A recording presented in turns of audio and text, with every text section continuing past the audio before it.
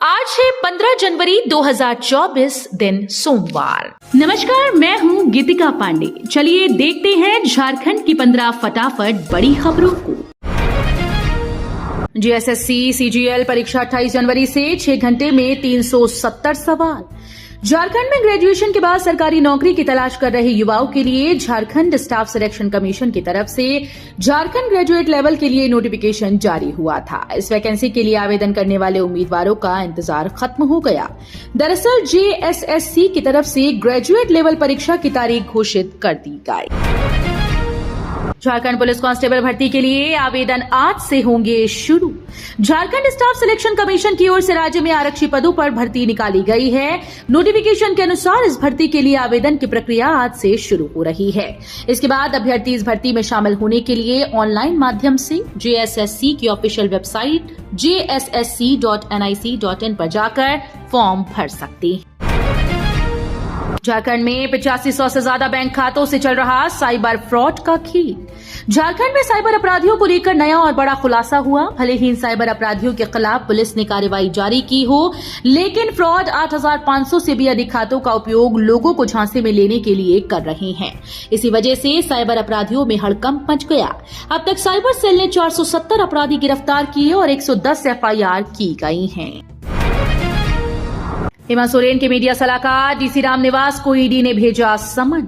झारखंड में money laundering case में जांच कर रही ईडी के लिए यह हफ्ता खास रहेगा। साहिबगंज में 1250 करोड़ रुपए के अवैध पत्थर खनन मामले में ईडी सोमवार से लगातार पूछताछ करने वाली है। इसी सप्ताह मुख्यमंत्री हेमंत सोरेन को भी ईडी के पत्र के आलोक पे जवाब देना है।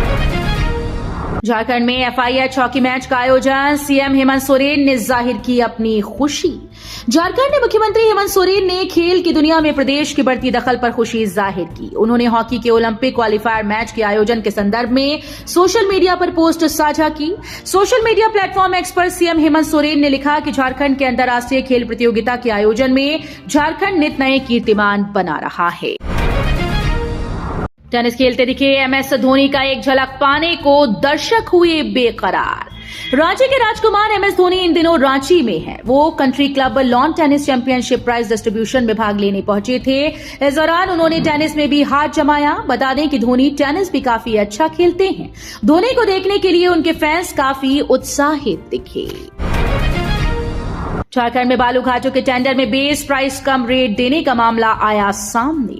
झारखंड राज्य खनिज विकास निगम के निर्देश पर राज्य भर के 351 बालू घाटों का टेंडर हो चुका है। घाटों के लिए किए गए जिला सर्वे रिपोर्ट के तहत राज्य में 446 बालू घाट चिन्हित किए गए। टेंडर के बाद 216 घाटों के लिए लेटर ऑफ इंटेंट निर्गत किया जा चुका है, पर टेंडर की शर्तों में बेस प्राइस से कम रेट कोट करने वालों को एडिशनल सिक्योरिटी मनी जमा करना होगा।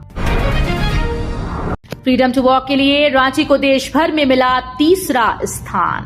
केंद्र सरकार के आवासन और शहरी कार्य मंत्रालय की ओर से आयोजित freedom to walk cycle and run challenge में एक बार फिर से रांची के सिटी लीडर्स ने अपना स्थान बनाने में सफलता हासिल की। विभिन्न प्रतियोगिताओं में राज्य सरकार के 15 पदाधिकारियों ने हिस्सा लिया। चैलेंज में फ्रीडम टू वॉक के लिए रांची को देश भर में तीसरा स्थान मिला। 27 जनवरी को धनबाद आएंगे पीएम मोदी। लोकसभा चुनाव का फूकेंगे बिगुल। झारखंड में लोकसभा चुनाव का आगाज धनबाद की धरती से होगा। प्रधानमंत्री नरेंद्र मोदी 27 जनवरी को धनबाद आएंगे और चुनावी बिगुल फूकने का काम करेंगे। पीएम मोदी के आगमन की पार्टी की ओर से इसकी घोषणा की गई। सरायढेला कुसुम विहार स्थित पार्टी कार्यालय में धनबाद, कोडरमा और गिरिडीह संसदीय क्षेत्र की क्लस्टर बैठक में पीएम मोदी के धनबाद आने की घोषणा की गई। अयोध्या धाम के लिए पैदल निकले रांची से 5 दोस्त। झारखंड की राजधानी रांची के बेड़ो चनकोपी से 5 दोस्तों की एक टीम पैदल ही अयोध्या धाम की ओर निकल पड़ी। करण सहदेव राजपूत, संजीत ओरांव, आकाश सहदेव, वीरेंद्र यादव, पंकज कुमार महतो सभी बचपन के दोस्त हैं। जब से अयोध्या में भगवान राम की प्राण प्रतिष्ठा की घोषणा हुई, ये सभी दोस्त भगवान राम के प्रति आस्था दिखाते हुए अयोध्या के लिए निकल पड़े। रांची से 4 दिनों की यात्रा के बाद वे गढ़वा पहुंचे। ईडी ने एक साथ 30 लोगों को भेजा समन। 17 जनवरी से शुरू होगी पूछताछ। झारखंड में अवैध खनन केस में ईडी की जांच जारी है। इस मामले में अब ईडी ने जांच का दायरा बढ़ा दिया। जांच की कड़ी को आगे बढ़ाने के लिए ईडी ने एक साथ 30 लोगों को समन भेजा। 17 जनवरी से पूछताछ शुरू होगी। मालूम हो कि 3 जनवरी को रांची, साहिबगंज और अन्य जगहों पर ईडी ने छापा मारा था। हाई टेंशन तार की चपेट में आया व्यक्ति, मौके पर मौत। झारखंड से दिल दहला देने वाली घटना सामने आई। हजारीबाग जिले में रविवार को 28 वर्षीय व्यक्ति पर हाई टेंशन तार गिर गई। उसकी चपेट में आने से व्यक्ति की मौके पर मौत हो गई। घटना के बाद स्थानीय लोगों ने जमकर हंगामा किया। लोगों के हंगामे के चलते राष्ट्रीय राजमार्ग 2 कई घंटों तक बंद रहा। पुलिस ने मामले की जानकारी। राम मंदिर प्राण प्रतिष्ठा में महिलाओं को मुफ्त मिलेगी भगवान की तस्वीर वाली चूड़ियां।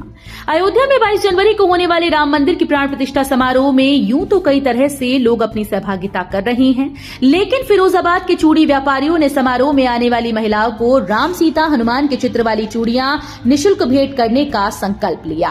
फिरोजाबाद के चूड़ी निर्माता आनंद अग्रवाल और उनके बेटे निशांक अग्रवाल ने चूड़ी और कंगनों के ऊपर प्रभु श्री राम, माता सीता और मारुति नंदन हनुमान के चित्रों की आकृतियां उकेर कर उन्हें मनमोहक रूप में तैयार किया है।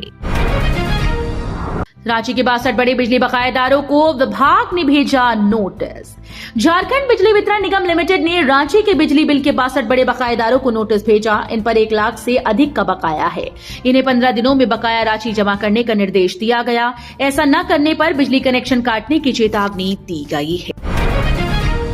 शीतलहर की चपेट में झारखंड, 4.8 पहुंचा न्यूनतम तापमान। झारखंड शीतलहर की चपेट में है। मौसम विभाग के अनुसार उत्तर पश्चिम से आने वाली हवाओं ने शीतलहर की स्थिति बना दी। ऐसे में राज्य के पश्चिमी भाग गढ़वा, पलामू, चतरा, लातेहार, लोहरदगा, गुमला, सिमडेगा में 15 जनवरी को कहीं कहीं शीतलहर की संभावना है।